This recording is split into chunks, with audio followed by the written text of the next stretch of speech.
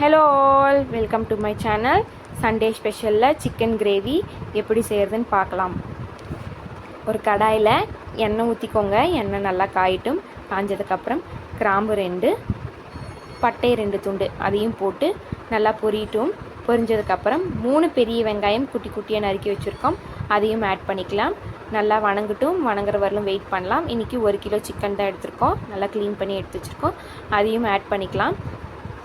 Chicken நல்லா போட்டு நல்லா வணக்கி விட்டுட்டு அந்த சிக்கன் வந்து எண்ணெயிலே வணங்கட்டும். அது கொஞ்சம் நேரம் நல்லா வணக்கி விட்டுட்டு ஒரு லிட்டு போட்டு மூடி வச்சுக்கலாம்.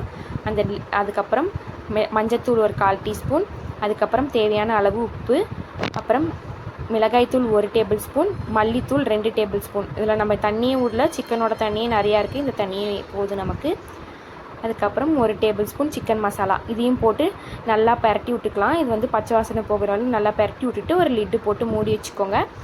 அப்புறம் நம்ம இதுக்கு வந்து ஒரு மசாலா ரெடி பண்ணணும். அதில் வந்து பட்டை வந்து ஒரு 2 துண்டு, கிராம்பு ஒரு 3, அதுக்கப்புறம் சீரகம் வந்து 1/2 டேபிள் ஸ்பூன், மிளகு 1 டேபிள் ஸ்பூன் போட்டுட்டு ஃபஸ்ட்டே அரைச்சிக்கோங்க. அரைச்சிட்டு அதுக்கப்புறமேட்டு தக்காளி 4, இஞ்சி பூண்டு அதையும் போட்டுட்டு நல்லா அரைச்சிக்கலாம். நல்லா பேஸ்ட் மாதிரி அரைச்சிக்கலாம்.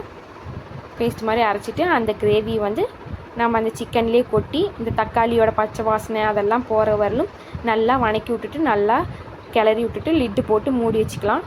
மூடி வச்சுட்டு ஒரு 6 மினிட்ஸ் நல்லா கொதிட்டும். நல்லா கொதிஞ்சதுக்கப்புறம் ஓப்பன் பண்ணி பார்த்தா கமகமன் சிக்கன் கிரேவி வந்து ரெடி ஆகிடும். இதில் நம்ம தண்ணியும் ஊற்றல, சிக்கனோட தண்ணி மட்டும்தான் இருக்குது.